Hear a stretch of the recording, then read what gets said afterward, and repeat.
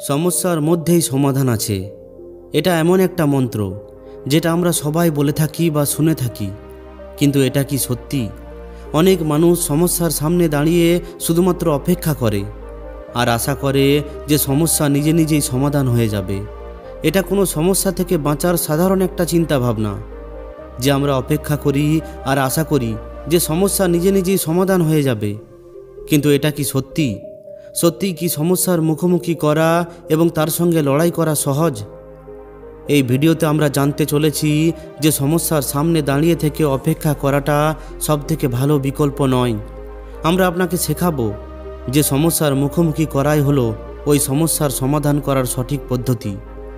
এই ভিডিওর মাধ্যমে আমরা শিখব যে আমাদের পরিশ্রম, সমর্পণ ও সঠিক দিশায় পদক্ষেপ নিয়েই সমস্যার সমাধান হতে পারে। তো আসুন শুরু করা যাক। বন্ধুরা, অনেক সময় আগেকার কথা, এক রাজ্যের এক রাজা খুবই চিন্তিত ছিল, কারণ তার স্ত্রীর জন্মদিন খুবই সামনেই আসতে চলেছিল। এমনিতে তো সে সবার সামনে একজন রাজা ছিল, কিন্তু তবুও তার বিবাহিত জীবনে অনেক ধরনের সমস্যা ছিল। রাজা তার স্ত্রীর জন্মদিনে তার স্ত্রীকে এমন একটা উপহার দিতে চেয়েছিলেন যাতে তার জীবনে যে দুঃখ আছে কমসে কম ওই দিনের জন্য সেগুলো যেন দূরে চলে যায়। তিনি তার স্ত্রীকে খুশি করতে চেয়েছিলেন, কিন্তু আপনি দেখে থাকবেন যে এই কাজটা খুবই কঠিন, কারণ আমরা আজ পর্যন্ত কাউকেই খুশি করতে পারিনি।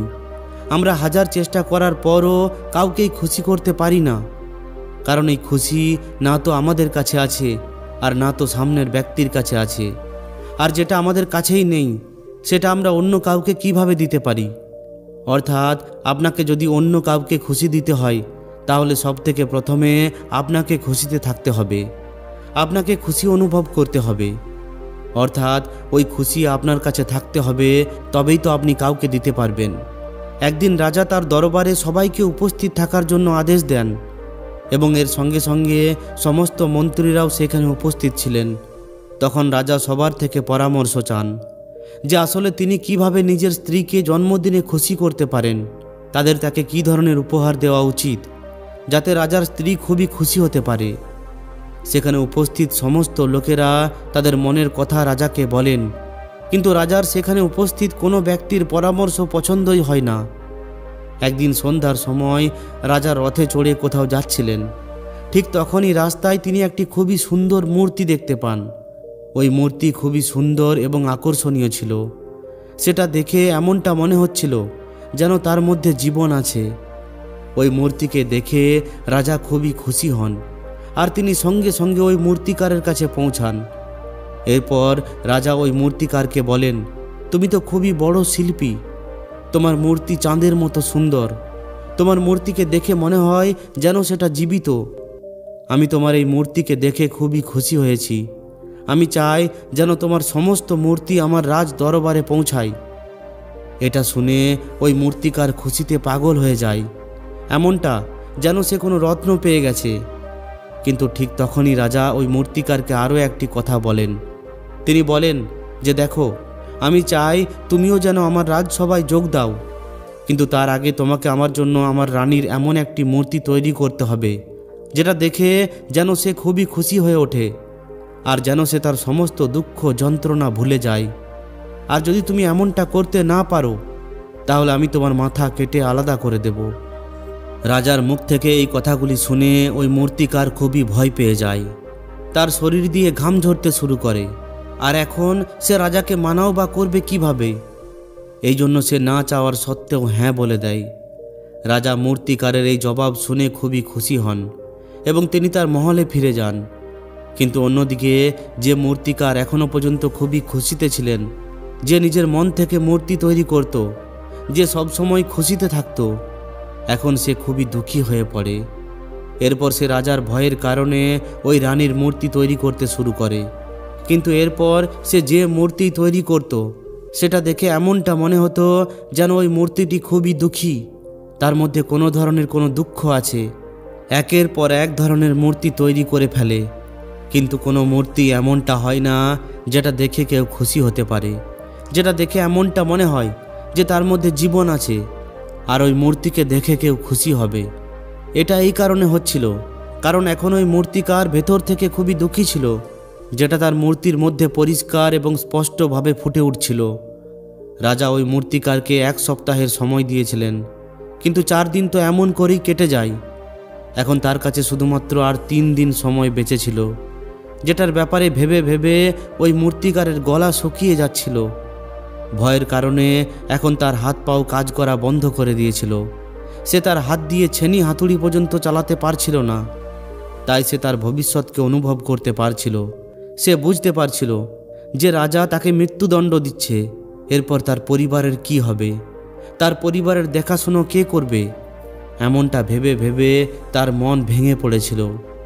এরপর সে একটা পরিকল্পনা তৈরি করে। সে ভাবে যে সে তার সমস্ত পরিবারকে নিয়ে রাত্রের মধ্যে ওই নগর ছেড়ে চলে যাবে। এটা ভেবে সে সঙ্গে সঙ্গে ঘরে ফিরে আসে, সমস্ত জিনিসপত্র একত্রিত করে এবং নিজের স্ত্রী ও নিজের বাচ্চাদের নিয়ে তৈরি হয়ে পড়ে। এরপর সে যখনই ঘর থেকে বের হতেই যাবে, তখনই সে দেখে যে রাজার সিপাহীরা সেখানে উপস্থিত আছেন। এটা দেখে ওই মূর্তিকার আরও বেশি ভয় পেয়ে যায়। সে বুঝে উঠতে পারে না যে সে এখন কি করবে।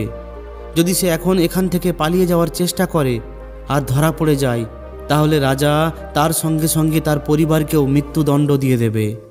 সে কিছুই বুঝে উঠতে পারে না। ঠিক তখনই সে মাটিতে বসে পড়ে এবং কাঁদতে কাঁদতে তার স্ত্রীকে বলে, এখন থেকে তোমাকেই আমাদের বাচ্চাদের খেয়াল রাখতে হবে। আমার আর তোমার সঙ্গ এই পর্যন্ত ছিল, কারণ রাজা যে প্রকারের মূর্তি আমাকে আদেশ দিয়েছেন, আমি ওই প্রকারের মূর্তি তৈরি করতে পারছি না, যে কারণে রাজা আমাকে মৃত্যুদণ্ড দিয়ে দেবেন। আর তারপর তো তোমাকেই বাচ্চাদের খেয়াল রাখতে হবে। এটা বলেই সে জোরে জোরে কাঁদতে শুরু করে। দেখতে দেখতে ওই রাত্রি কেটে যায়। আর পরের দিন সকালে ওই মূর্তিকারের দরজায় এক বৌদ্ধ ভিক্ষু ভিক্ষা চাইতে আসেন। যখন মূর্তিকার তাকে ভিক্ষা নিয়ে এসে দেয়, তখন মূর্তিকারকে খুবই চিন্তিত দেখায়। যেটা দেখে ওই বৌদ্ধ ভিক্ষু তাকে বলেন, হে পুত্র, আমাদের জীবনে তো সুখ এবং দুঃখ আসতে যেতে থাকে। আমাদের জীবনে দুঃখ সমস্যা তো লেগেই থাকে, কিন্তু এই সমস্ত দুঃখ ও সমস্যার নিবারণও হয়। কিন্তু আমরা শুধুমাত্র দুঃখ এবং সমস্যাকেই দেখি। ওই দুঃখ ও সমস্যার মধ্যে লুকিয়ে থাকা সমাধান ও নিবারণকে আমরা কখনোই দেখতে পাই না। যদি তুমি ধ্যান দিয়ে দেখো, তাহলে সমস্ত সমস্যার সমাধান আছে আর সমস্ত দুঃখের নিবারণও আছে। আমি এটা খুব ভালোভাবেই জানি যে তুমি নিজের স্ত্রী এবং বাচ্চাদের নিয়ে এখান থেকে পালিয়ে যেতে চেয়েছিলে, কিন্তু এমনটা হয়নি। ওই মূর্তিকার যখন ওই বৌদ্ধ সন্ন্যাসীর মুখ থেকে এই কথাগুলি শোনে, তখন সে তার চরণে লুটিয়ে পড়ে এবং হাত জোড় করে ওই গুরুদেবকে বলে, হে গুরুদেব, আপনিই বলুন এখন আমি কি করব। রাজা আমাকে মূর্তি তৈরি করার আদেশ দিয়েছেন, কিন্তু আমি চাইলেও ওই মূর্তি তৈরি করতে পারছি না। আর যদি আমি মূর্তি তৈরি না করি, তাহলে রাজা আমাকে মৃত্যুদণ্ড দিয়ে দেবেন। আর তখন তারপর আমার পরিবারের কি হবে, তাদের খেয়াল কে রাখবে? ঠিক তখনই ওই গুরুদেব মূর্তিকারকে বলেন যে, পুত্র, চোখ বন্ধ করে নিলেই কিচ্ছু হবে না, কারণ দুঃখ ও সমস্যা তো সেখানেই উপস্থিত থাকবে। ধ্যান দিলে এবং কর্ম করলে সমস্ত কিছুই বদলে যায়। যদি তুমি চোখ বন্ধ করে শুধুমাত্র এটাই ভাবো যে তোমার সমস্যা চলে যাবে, তাহলে এমনটা কখনোই হবে না। এটা বলেই ওই গুরুদেব মূর্তিকারের কানে কানে কিছু বলেন। এরপর তিনি সেখান থেকে চলে যান। গুরুদেব সেখান থেকে চলে যাওয়ার পর ওই মূর্তিকার রাজার মহলে যায়, যাকে দেখে রাজা ওই মূর্তিকারকে বলে, মনে হচ্ছে তুমি সময়ের আগেই একটি অদ্ভুত মূর্তি তৈরি করে ফেলেছ। বলো, ওই মূর্তি কোথায় আছে? আমি সেটা দেখতে চাই। তখন মূর্তিকার এর জবাবে বলে, হে মহারাজ, এখনো পর্যন্ত আমি ওই মূর্তি তৈরি করিনি, কিন্তু আপনার দেওয়া সময়ে আমি অবশ্যই ওই অদ্ভুত মূর্তি তৈরি করে নেব। কিন্তু তার আগে আমাকে একবার মহারানীর সঙ্গে দেখা করা খুবই গুরুত্বপূর্ণ, না হলে ওই অদ্ভুত মূর্তি তৈরি হতে পারবে না। রাজা ওই মূর্তিকারের সমস্ত কথাকে খুবই ধ্যান দিয়ে শোনেন। এরপর রাজা ওই মূর্তিকারকে মহারানীর সঙ্গে দেখা করান। মূর্তিকার মহারানীর সঙ্গে দেখা করার পর তাকে প্রশ্ন করে বলে, হে মহারানী, কোনো মহিলার জীবনে সবথেকে বড় দুঃখ কি হতে পারে? তখন মহারানী জবাব দিয়ে বলেন, কোনো মহিলার মানুষ হয়ে ওঠা হলো তার সবথেকে বড় দুঃখ। ঠিক তখনই ওই মূর্তিকার মহারানীকে আরও একটি প্রশ্ন জিজ্ঞাসা করে বলে, হে মহারানী, মহিলার সবথেকে বড় সুখ কি? মহারানী ওই মূর্তিকারের এই প্রশ্নের জবাব দিয়ে বলেন, কোনো মহিলার সবথেকে বড় সুখ হলো তার স্বামী এবং তার বাচ্চা তার কাছে থাকা। মহারানীর থেকে এই প্রশ্নের উত্তর জানার পর মূর্তিকার খুবই খুশি হয় এবং তার আদেশ নিয়ে মূর্তিকার নিজের ঘরে এসে পৌঁছায়। এরপর সে রাত দিন ওই মূর্তির ওপর কাজ করতেই থাকে। দেখতে দেখতে 3 দিন সম্পূর্ণ হয়ে যায়।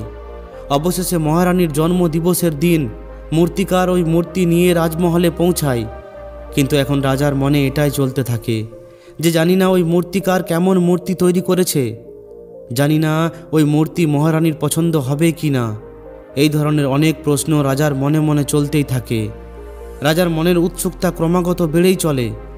কিন্তু অন্যদিকে ওই মূর্তিকারের ওপর রাজার সম্পূর্ণ বিশ্বাসও ছিল, কারণ রাজা আগেই ওই মূর্তিকারের হাতের শিল্পকর্ম দেখেছিল। এই জন্য একদিকে তার মনের মধ্যে এই বিচার চলছিল যে ওই মূর্তিকার অবশ্যই কোনো অদ্ভুত মূর্তি বানিয়েছে। ওই মূর্তি সম্পূর্ণ একটি সাদা কাপড়ে ঢাকা ছিল। ঠিক তখনই রাজা ওই মূর্তির দিকে ইশারা করে রানীকে বলেন, হে মহারানী, এটা হলো আপনার জন্মদিনের একটি বিশেষ উপহার, এটা স্বীকার করুন। এরপর রানী নিজের হাতে ওই মূর্তি থেকে কাপড় সরায়, আর ওই মূর্তি দেখেই রানীর চোখ দিয়ে জল ঝরে পড়ে। এটা দেখে রাজার এটা মনে হয় যে রানীর এই মূর্তি হয়তো পছন্দ নয়। এই জন্য রাজা সঙ্গে সঙ্গে ক্রোধিত হয়ে নিজের সিপাহীদের আদেশ দেন আর ওই মূর্তিকারকে বন্দি করে নেন। কিন্তু তখনই মহারানী রাজাকে বলেন, এই মূর্তিকার তো আমার সুখ এবং দুঃখ একই মূর্তিতে ফুটিয়ে তুলেছে। এই মূর্তিতে আমার স্বামী আমার সঙ্গে আছে এবং আমার হাতে আমার বাচ্চা আছে। এর থেকে সুন্দর মূর্তি আমি আজ পর্যন্ত দেখিনি। এটা খুবই অদ্ভুত। আমার জন্য এর থেকে সুন্দর উপহার হতেই পারে না। যদি আমার বাস্তব জীবনেও এমনটা হয়ে উঠত, আমার স্বামী আমার সঙ্গে থাকতো আর যদি আমার হাতের মধ্যে আমার বাচ্চা থাকতো। মহারানীর এই সমস্ত কথা শুনে এবং ওই মূর্তিকে দেখে রাজা তার ভুলকে বুঝতে পারে। রাজা নিজের প্রজা ও নিজের সাম্রাজ্যকে দেখাশোনা করতে এতটা ব্যস্ত হয়ে থাকত যে তিনি কখনোই নিজের স্ত্রীকে সময় দিতে পারতেন না, যে কারণে রাজার চোখ দিয়ে জল ঝরে পড়তে থাকে। যে কারণে ওই দরবারের সমস্ত লোকেরা ওই মূর্তিকে দেখে অবাক হয়ে যায়।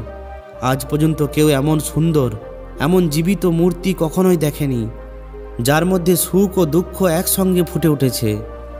এরপর ওই রাজা ওই মূর্তিকারকে মুক্ত করেন এবং তাকে অনেক উপহার দেন আর নিজের রাজ দরবারে জায়গাও দেন। ওই মূর্তিকার সমস্ত উপহার তো গ্রহণ করে নেয়, কিন্তু রাজ দরবারে সে কোনো জায়গা নেয় না। সে হাত জোড় করে রাজাকে বলে, হে মহারাজ, আমার আপনার কাছে অনুরোধ, আপনি আমাকে সতর্ক করেছিলেন যদি আমি এই মূর্তি তৈরি করতে না পারি তাহলে আপনি আমাকে মৃত্যুদণ্ড দিয়ে দেবেন। কিন্তু আমি আপনাকে শুধু এটাই বলতে চাই, আমাদের মধ্যে যাই হোক না কেন, সবার প্রাণ ততটাই মূল্যবান যতটা আপনার এবং মহারানীর। এই জন্য কাউকে বিনা দোষে দণ্ড দেওয়া উচিত নয়। আমার স্ত্রী আমাকে বলেছিলেন, রাজার বন্ধুত্ব এবং শত্রুতা দুটোই ভালো নয়। এই জন্য আমার রাজ দরবারে কোনো স্থান দরকার নেই। আমি আমার ছোট্ট দুনিয়ায় খুবই খুশি।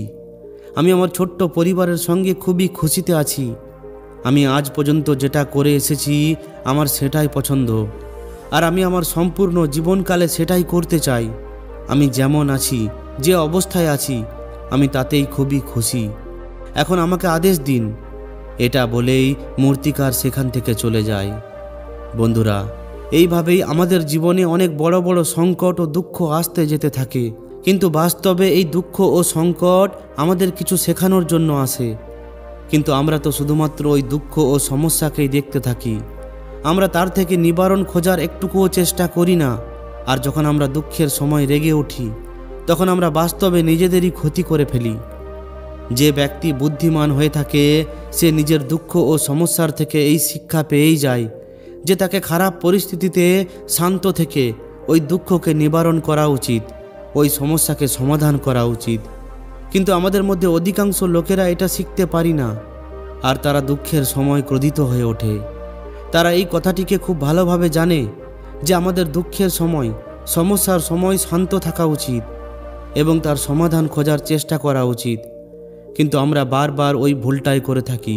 যখনই আমাদের সামনে কোনো খারাপ পরিস্থিতি উৎপন্ন হয়ে থাকে, তখনই আমরা বারবার ক্রোধিত হয়ে পড়ি। আর এই অবস্থায় আমরা নিজেদেরই ক্ষতি করে ফেলি, কারণ রাগের বশে আমরা কোনো জিনিসটাই শিখতে পারি না। রাগের সময় আমাদের মস্তিষ্ক কাজ করা বন্ধ করে দেয়, আর তার শুধুমাত্র ওই পরিস্থিতির কথা মনে পড়ে, ওই সময়ের কথা মনে পড়ে যেগুলো তার বিরুদ্ধে। এরপর সে এই জীবনের দুঃখ থেকে, এই সমস্যা থেকে কিছুই শিখতে পারে না। এমন ব্যক্তি সম্পূর্ণভাবে একটি দলদলে ফেঁসে যাওয়ার মতো হয়ে ওঠে, যে পরিস্থিতির দলদলে পড়ে এমনভাবে ফেঁসে গেছে যে সে সেখান থেকে বের হতেই পারে না। এরপর তাতে সে যতই চেষ্টা করুক না কেন, যতই চেষ্টা করবে, যতই হাত পা ছুড়বে, ততই সে ওই দলদলে ফেঁসেই যাবে। যেখানে আপনাকে হাত পা না ছুড়ে শান্ত থেকে নিজের মস্তিষ্ককে প্রয়োগ করা উচিত, আর এটা ভাবা উচিত যে এই দুঃখ, এই সমস্যার সমাধান কি হতে পারে। কিন্তু আপনি তো নিজেকে আগে থেকেই দলদলে ফাঁসিয়ে রেখেছেন।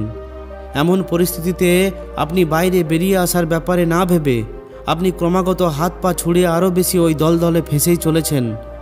তাহলে এমন পরিস্থিতিতে আপনি ওই সমস্যার মুখোমুখি কিভাবে করবেন, সেখান থেকে কিভাবে বের হবেন? আর সেখানে যে ব্যক্তি একটু সচেতন, যে দুঃখ ও সমস্যার নিবারণ ও সমাধান খোঁজার জন্য বাস্তবে নিজেকে সময় দেয়, তারা এটা জানে যে নিবারণ আর সমাধান একটি হীরের মতো, একটি হীরের খনির মতো। যেভাবে একটি হীরেকে খোঁজা হয়, এরপর সেটাকে পালিশ করা হয়, যার পর ওই হীরের মূল্য বহুমূল্য হয়ে যায়, ঠিক ওইভাবেই দুঃখ এবং সমস্যার মধ্যে নিবারণ এবং সমাধান খোঁজা দরকার।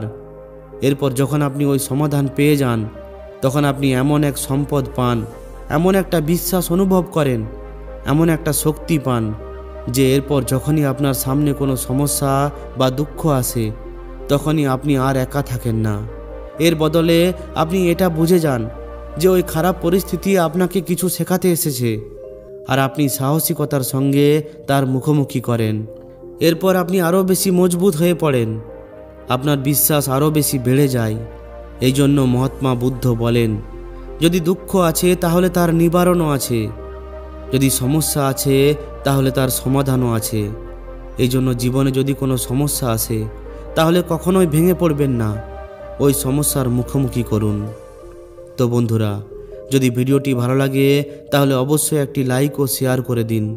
আর যদি এই ধরনেরই আরও শিক্ষামূলক ভিডিও পেতে চান, তাহলে আমাদের এই চ্যানেলটিকে অবশ্যই সাবস্ক্রাইব করে নিন। ধন্যবাদ।